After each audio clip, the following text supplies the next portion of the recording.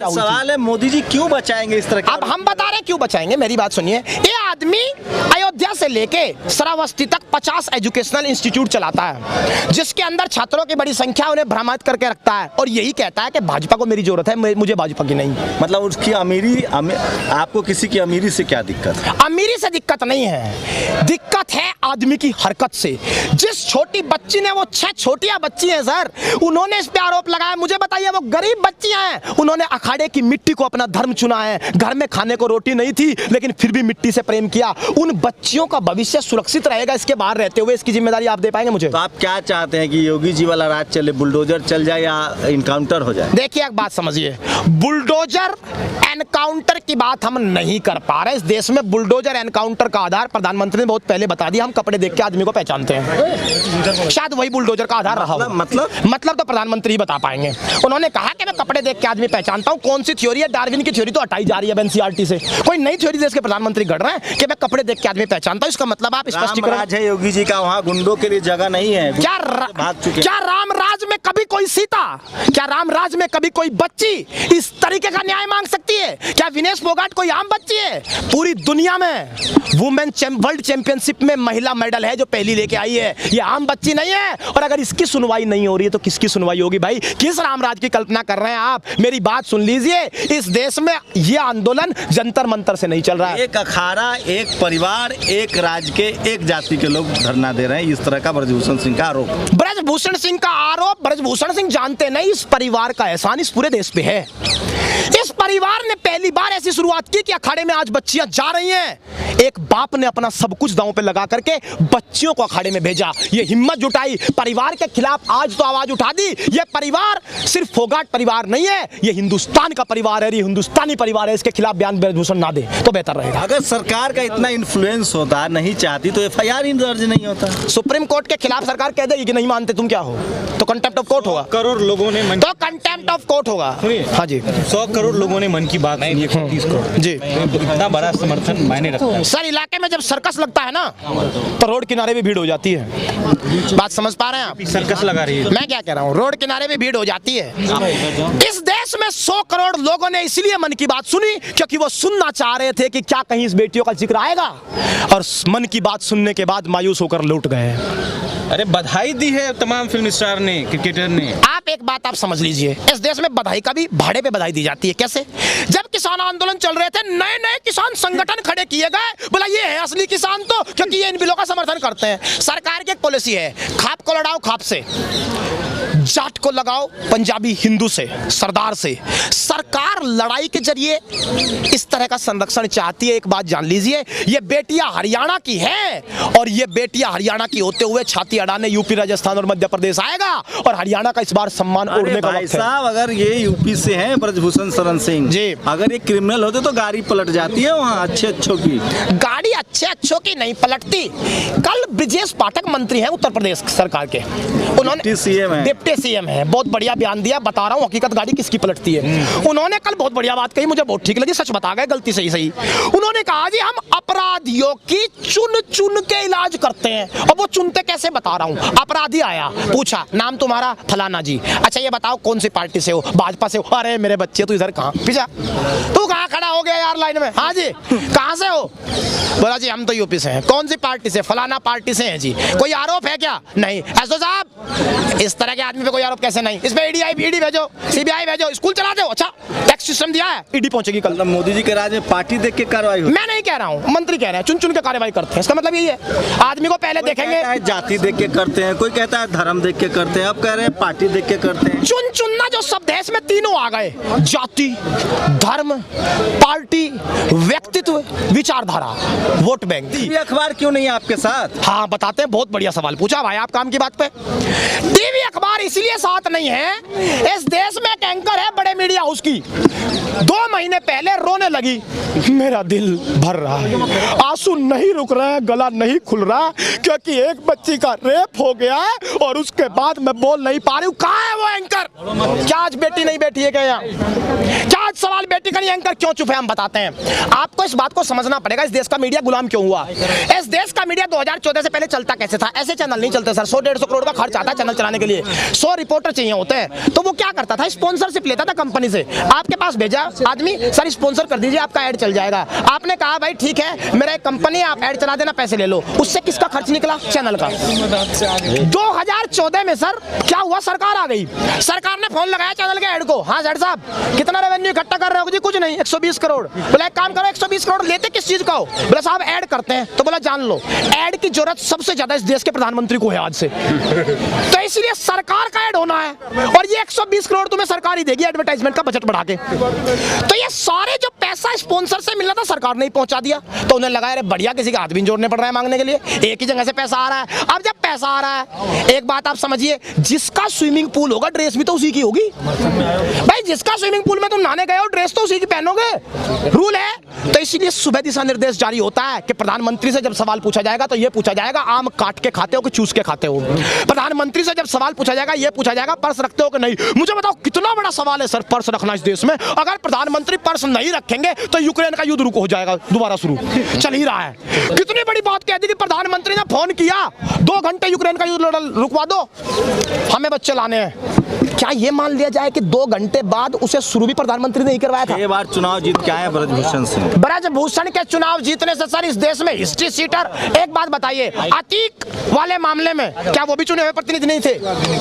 आदमी चुनाव जीत जाता है इसका मतलब ये कभी नहीं होता कि वो आदमी कुछ भी कर सकता है। चुनाव जीतना इस बात का आधार कभी नहीं है। अब क्या मांग क्या है आप लोग? ब्रजभूषण सलाखों के अंदर, इन कानून से अंदर, उससे नीचे कुछ नहीं है जी। कानून से कह रहे हैं अंदर होंगे, वैसे सड़क पे बैठने हम कानून बता रहे हैं सर, वो लागू करवा दो आप।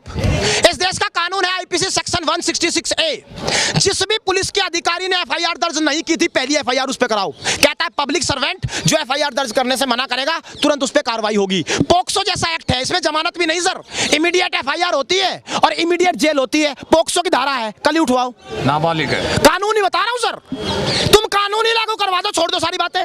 बताओ पोक्सो एक्ट में होता है कि नहीं होता है? तो फिर अंदर भेजो भाई। इसका मतलब देश में कानून लागू नहीं हो रहा है। नहीं। तो ये तमाम बातें हैं, इन पे सोच रहा मोदी हूं। जी के राज में कानून लागू नहीं हो रहा है। जी, मोदी जी के राज में कानून लागू नहीं हो रहा, हम बता रहे हैं कैसे। खतरे की बात है सर। वसीम बरेलवी बहुत पहले कह के चले गए, आंखें मूंद लेने से खतरा न जाएगा। आंखें मूंद लेने से खतरा न जाएगा, वो देखना पड़ेगा जो देखा न जाएगा।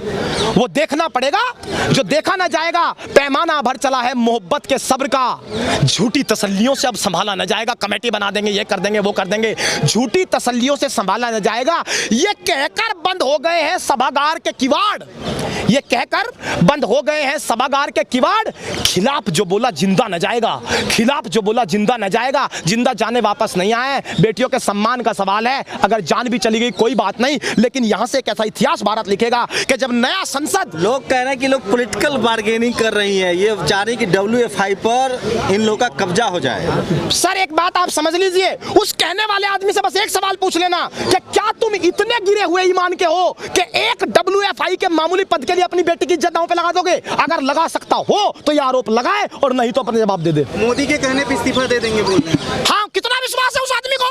उसे पता है कि मोदी जी उस लेवल पे जाके मेरे लिए बैटिंग करेंगे, कभी ना तो कहेंगे और ना कभी इस्तीफा होगा। इसका मतलब ब्रजभूषण सिंह को भी काफी विश्वास प्रधानमंत्री पर पैदा तो जब पहली बार खिलाड़ी धरने पर आई उस समय पुलिस को इनिशिएट करना चाहिए था, उन्होंने पुलिस को इनिशिएट नहीं किया। उस समय बबीता फोगाट ने मीडिएट की, इन्होंने कहा कि ठीक है हमको भरोसा है, हमारा और प्रधानमंत्री के बीच का मामला है। अच्छा। इन्होंने तमाम नेताओं को मना कर दिया, तमाम संगठनों को मना किया, जो भी जंतर मंतर पर आया उनको कहा कि आप जाइए, राजनीति नहीं करनी है। तो लोगों को शक पैदा होता है कि फिर दोबारा, चूंकि इनकी बात मन की बात, अगर आपने कमेटी में जाने का फैसला किया तो कमेटी के रिकमेंडेशन को तो मानेंगे ना सर।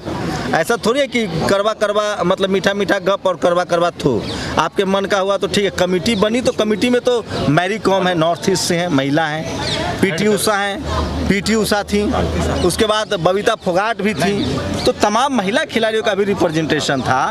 तो अब तो कल मान लीजिए कल सुप्रीम कोर्ट से वो बरी हो जाए या कोर्ट से बरी दिया तो कहें कि नहीं हम नहीं मानेंगे।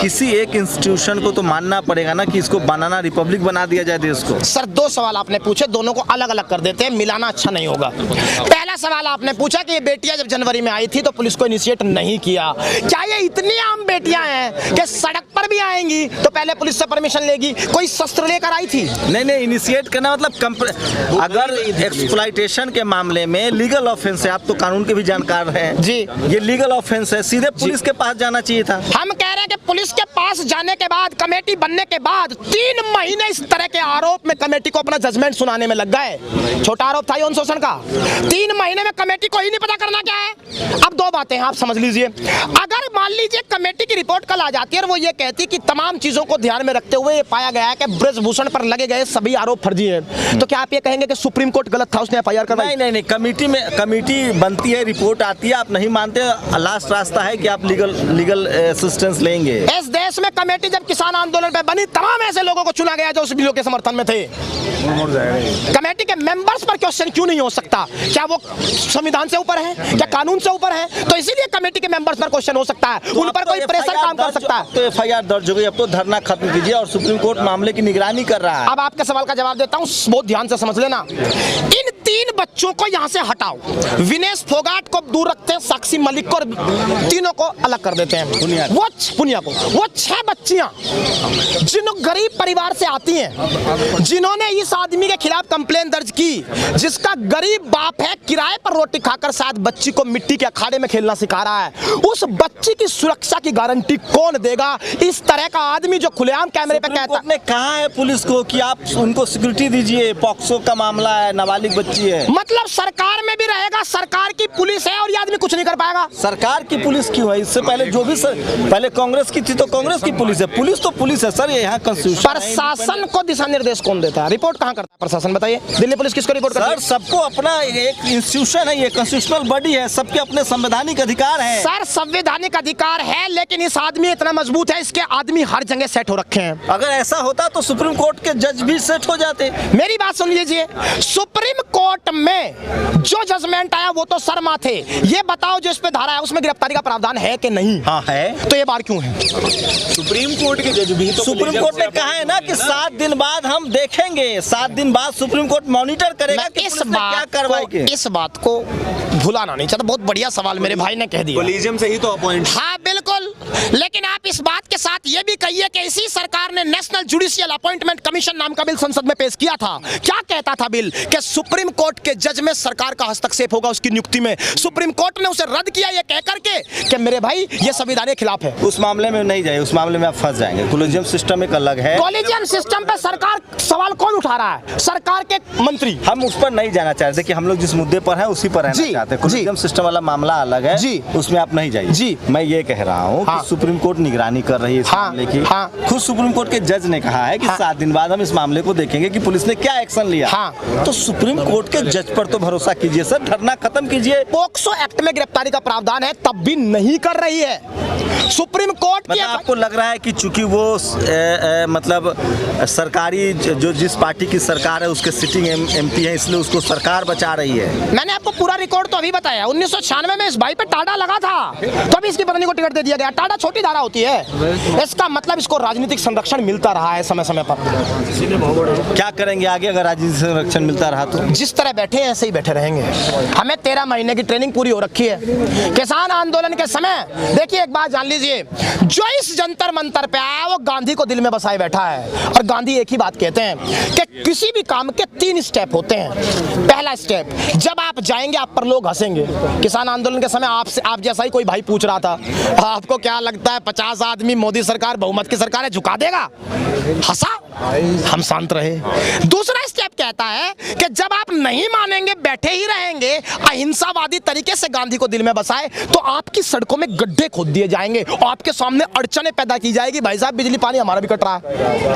अगर आप अड़चनों से भी नहीं माने तो गांधी कहता है कि तीसरा स्टेप आता है जब लोग आपकी बात को स्वीकार कर लेंगे कि आप जो कह रहे थे ठीक कह रहे थे। और तब वो दृश्य आता है जब इस देश के प्रधानमंत्री कांपते हुए हाथों से आते हैं और कहते हैं किसान भाइयों मुझसे गलती हुई, मुझे माफ कर देना। तीसरा दृश्य यही होगा।